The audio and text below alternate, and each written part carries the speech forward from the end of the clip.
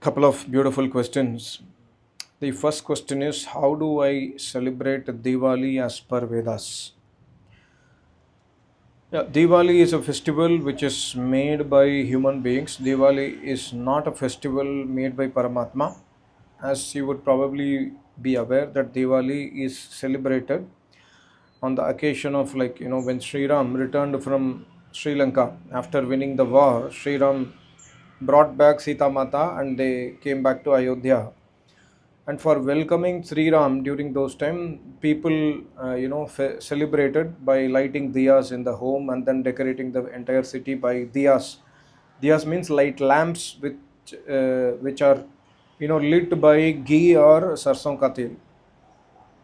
And later on, the Puranic story came up saying that Naragasuran was a great asura and he was killed by Sri Krishna, and that day was celebrated as Diwali, and people used to, people started cracking crackers, etc.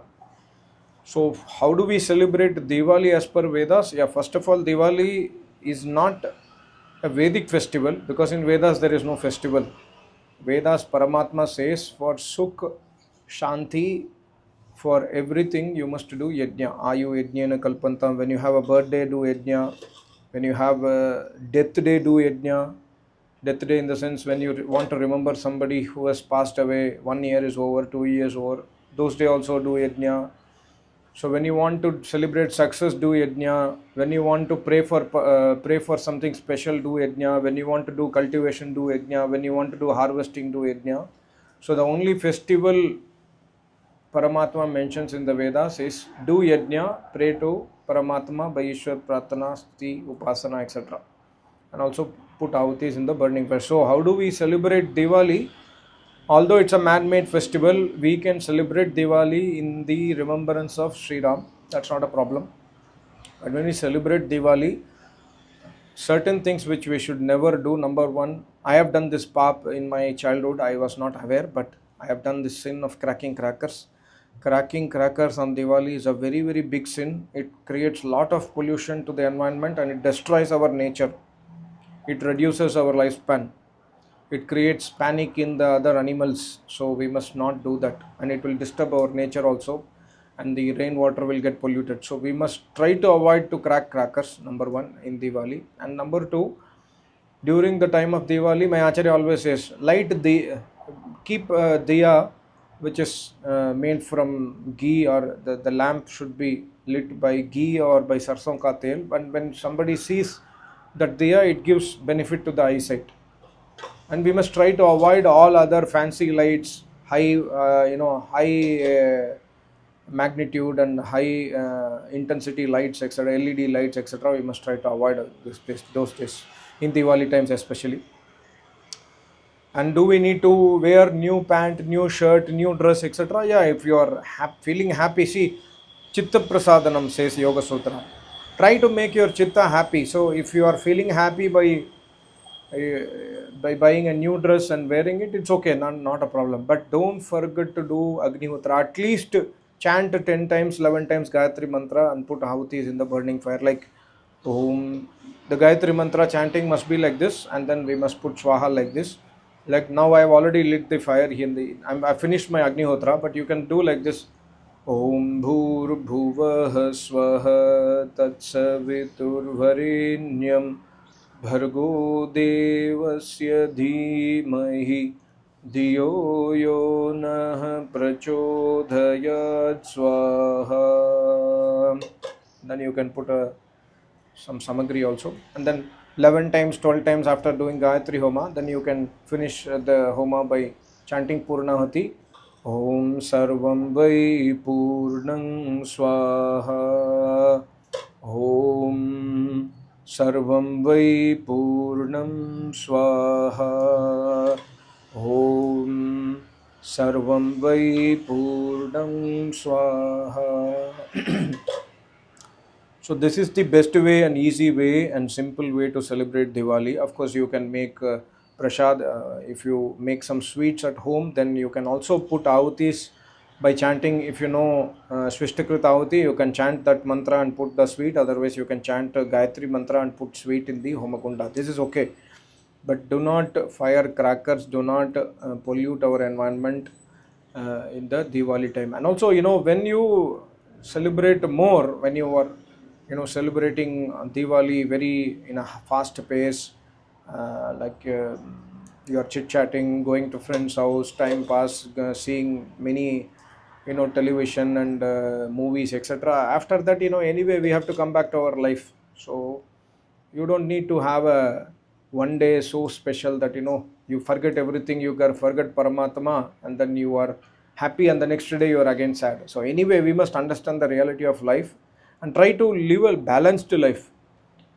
This is very, very important on Diwali. Another beautiful question is why Tamil Nadu people are atheist and why they are against Sri Ram. We cannot generalize. I saw the news also that Tamil people burnt the Murti of Sri Ram instead of Ravan. In North India they burned Ravan, and in South India, in Tamil Nadu, they are burning the Murti of Sri Ram. See, number one, Sri Ram was a human being. He was a great Mahapurush. He was a yogi. His life and his tapasya is mentioned in Ramayana. If you read the original Valmiki Ramayana, nobody will do such activity. Number one, burning his murti, and secondly, by burning murti of Sri Ram, end of the day, we are only doing another to Rishi Muni. So if anybody burns the murti of Sri Ram, he's insulting Rishi Munis and Tapasvis, and he's going against Vedas, so he will get punished by Paramatma. But it's not that all Tamil people burn Sri Ram. No, I'm also a Tamilian. It's not that all Tamil people are atheists. No, yeah, there are, because of let's say the historic happenings in the last 100 years.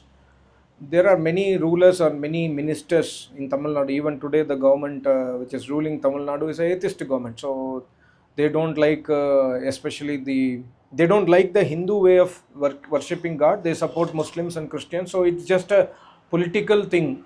It does not mean that everybody in Tamil Nadu is atheist. No, there are many Tamil people who follow Vedas also. There are many Tamil people who are very, very good people.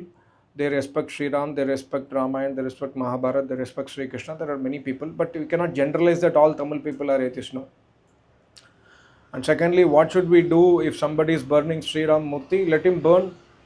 Well, we cannot do anything. If somebody has decided to burn Sri Ram Murti, what we can do? We can say to him, we can request him, don't do like this. This is Sri Ram's story. You can refer to him to my channel if they are in a situation to listen.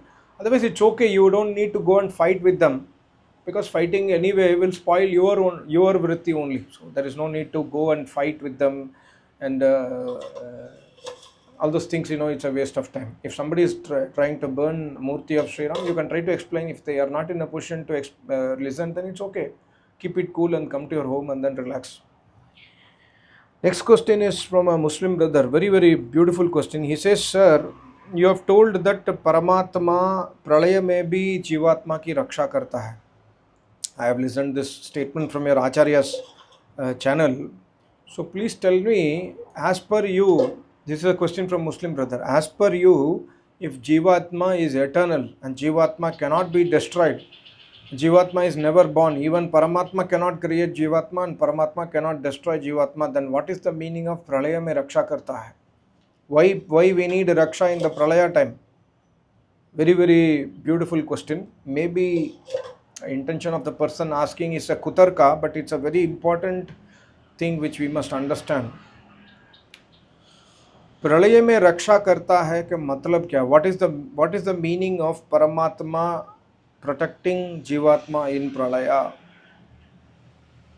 What does Paramatma protect? Paramatma protects our karma. Like even in the time of Pralaya, see, normally where our karma is stored, like I am in this birth. Suppose I die, I go to the next birth. The karma is stored in my chitta. It's in the form of sanskars. Karma is already the karma fal vipak. Vipak karma, vipak means karma fal. So what time the karma fal has to be born by me in the next janma is already stored in chitta. And when the universe gets destroyed, the chitta also gets destroyed. Everybody's mind will get destroyed, and everybody's mind will go back to Prakriti form. So, what is meant by Paramatma protecting Jivatma in Pralaya stage is my karma, which was in my chitta, is now destroyed and gone back to Prakriti. But Paramatma exactly knows what is my karma. So, in the next Janma, in the next creation, when Paramatma creates the universe, he awards the mind and chitta to all of the jivatma, and the same karma which was done by me will be impregnated in the chitta by the power of Paramatma. So this is a raksha. Like, I have done so much of good karma. I have saved many people. I have not consumed non-veg in my life. I have promoted non-violence. I have done so many yajna. I have done so many good karma. I have done tapasya, for example. I don't want my karma to go to anybody else, right? I have done my karma. I have to get the result. So Paramatma knows my karma and he protects the karma, and in the next creation, when he awards for me, he awards a suitable body based on my karma, he will award the result accordingly. This is also a protection, please understand. Anyaya nahi kar sakta. Paramatma does not do anyaya. And you see, there are trillions to the power of trillions jivatma in this universe, and every jivatma's karma is noted by Paramatma, and in the Pralaya he protects it. He understands who has done what karma, and accordingly he will give birth in the next creation. So this is a very very important protection, right? Otherwise anyaya ho jayega, injustice ho jayega, right? So this also a protection. Does not mean protection does not mean that Paramatma will take care nobody is destroying jivatma. No, that is not protection. Jivatma cannot be destroyed. It's already come in Vedas, right? So what is the protection? This Nyaya Vyavastha ka protection. This is one dimension of protection. There could be other dimensions of protection also, which I cannot think of, but this is a very, very important dimension of protection of Jivatma. This we must understand. And one more question that came yesterday night is, sir, I am working in a fertilizer company, and after seeing your Swiggy video, I am very much concerned. The fertilizer what our company manufactures destroys the land, and in some years, maybe in 50, 60 years, the land will get totally spoiled. So am I doing sin by working in such a company? I think so. I think so, because directly and indirectly participating in any sin is not accepted by Paramatma. So if you know that your company is destroying the nature, in the next 60 years the lands will get destroyed, the fertilizer will destroy your land, then I think you must not participate in the sin. So you must immediately start trying to leave, find another job and leave this job immediately. That is what I would advise. And when you do Agnihotra, please pray to Paramatma to give you strength to come out of this situation. And also please pray to Paramatma is supreme power. When you have complete Ishwar Pranidhan, he will support you. So please try to come out of this kind of job, and try to go to any other job which is doing good to society overall. And what should I do? I work 24, my company works 24/7. I have to work on night duties. I made several videos on when you work on night duties, how should you do upasana. Yes, see, you need rest. The most important thing, if anybody who works 24/7, like in 1 week your day shift, next week your night shift, your cycle gets imbalanced, and it affects your health. But how do we do upasana? For doing upasana, you need rest. More than timing of upasana, rest is important. After you come back home, have a good sleep, have a good rest, and after rest do upasana. Because when you do upasana, the most important thing is not to do formality. The most important thing is to concentrate on Paramatma. And when you are so tired, you will not be able to concentrate on Paramatma. So have a rest, peaceful rest. Like you come back home at 6 o'clock in the morning, you are totally tired. Sleep up to 12 o'clock or 1 o'clock as per your regular sleep cycle. Sleep up to afternoon, then get up.